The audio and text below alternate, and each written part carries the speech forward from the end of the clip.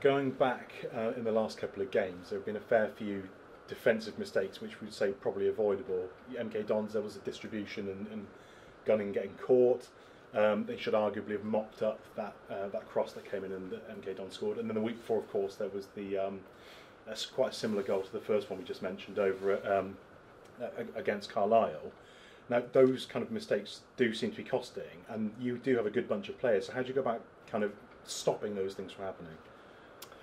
That comes down to individuals. It's not a lot we can do about that. We coached, or I coached last week not to do the short goal kick at any time on Saturday because of the pitch. So we said to the goalkeeper and the players, kick the ball to Doidge and we'll play from there. If they then choose to take the goal kick, there's not a lot I can do about it. But that passing style of football you like to play does work quite well with shorter distribution from the goalkeeper. So surely there is something that needs to be kind of, they either need a telling or something has to change in order to get that working with your style. It's decision making. You know, it's making the right decision, making the right pass at the right time. If it's not on, don't do it. And that's something that has to come from the players, like I say. But we will continue when I feel it's right. If the surface is right, if the time's right, then we will try and control possession from the back, because we're better when we do that. With those centre-back mistakes as well, I know you've got a few good players back there, but are you missing someone who's really dominant, who would kind of keep the other players in check and say, you do not make those mistakes, keep the shape? Are you missing that player? It's I'm not sure it's a dominant. It's two different things I think you're talking about. I think if you want a dominant, old-fashioned centre-back that's going to beat his chest and frighten people to death, then you'll struggle to get him in a team that wants to play a possession-based game, because he won't have been used to that. So it's catch-22. It's risk or reward, and it's not me that says to the players we have to play out from the back at every opportunity, because that's my preferred style of doing things. It's about risk to reward. So the players are always given the option and given the opportunity to make the right decision. So if they feel that when they're playing the game, if they feel that playing a short pass at the back is a way of us creating a goal scoring opportunity, do it. If they look at it and think there's a chance that we're going to concede a goal here by doing it, don't do it. So it's risk to reward, and they're given responsibility to make those decisions. Looking forward to the Crawley game. Earlier this season, you and I talked a bit about the threats that Crawley poses as a big physical team. Well, since then they've tumbled down the table a bit. Are they less dangerous than they were half a season ago? They've got some big players and they're very dangerous on set pieces, but over the last couple of years they've been one of the better football teams as well.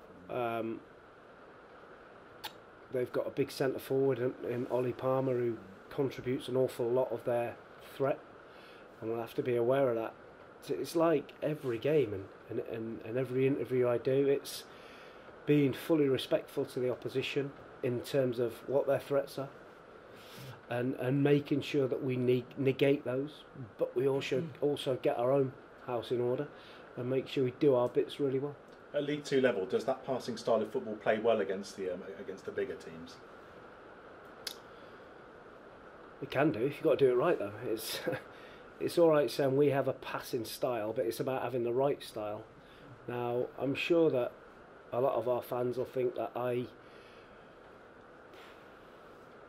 make the players have to pass the ball backwards and square every time they get it. But I think if you ask the players in every session I do, I will say to them that if our goalkeeper can kick the ball and put Christian Doidge or George Williams through one-on-one, then we do it every time. And again, it comes down to decision making. There are several teams queuing up right behind you on the edge of the playoffs now. Swindon have been in decent form as well, have sort of joined up that pack. How do you think the players are going to deal with that pressure of these next 2 games? Because you would probably expect yourselves to win them, surely. I'm sure Tranmere expected to beat Oldham on Tuesday, and I'm sure Bury expected to beat Cambridge on Tuesday night. So funny things happen in the running. You have to keep your nerve. Teams will drop points when you don't expect them to. Some teams near the bottom will get results because they're fighting for their lives. Some teams in the middle of a table will get a result because they're all playing for new contracts. So there's no point looking at anything other than Crawley on Saturday. There's no point me looking over my shoulder at Swindon, Carlisle, Colchester, Newport. I'm worrying about what if they do that. We have to purely focus on what we do. And all I know is that if we win the games we've got, we will get in the playoffs, no matter what anybody else does. And that's 100% all that myself, my staff and the players are focusing on. Is that motivation for the players then, or do you think that elements of nerves do creep in around this time of the season when they're on your back? Nerves will creep in at every corner you turn, but the ones behind us have less room for mistakes than we do because we already have the points. So they have to keep winning. If we win, they have to keep winning. We've seen this week that the financial problems at Bolton are ongoing, and you know where this is going roughly. No. Well, it's going Christian Doidge related. Okay. So obviously he struggled to get in among the goals. Why do you think that he has? Do you think it's a confidence issue? I think I spoke about this before, that when you're given a life-changing opportunity, and for no fault of your own, it's taken away by somebody that should be nowhere near a football club or football, and is being allowed to get away with it, then I'm certain that when you put yourself in that position, I'm sure you'd be a little bit perplexed, puzzled, and for certain it may be playing on his mind. But I speak to Christian all the time, and he knows that if he doesn't get back to where he was, then he's not going to get where he should be, whether that's Championship, top of League One. And the only way for him to show Bolton what they're missing and what they should have done ethically is to score goals. It does seem as well like he has gone a little bit out of form as well as because of that move. Because when he did come back, he did score a few, but now there seems to have been a bit of a drought. Yeah, it could be that we're not getting enough chances for him. It could be that. It could be that we're not supplying enough chances for him. So the one thing I do know is if he gets enough chances, he will score goals.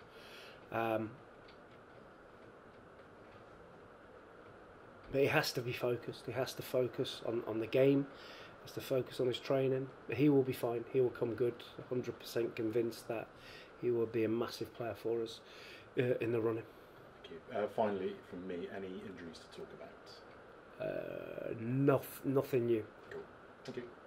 Mark, I could imagine now with 6 games to go, you, players and the staff must be in quite a good place, playoffs.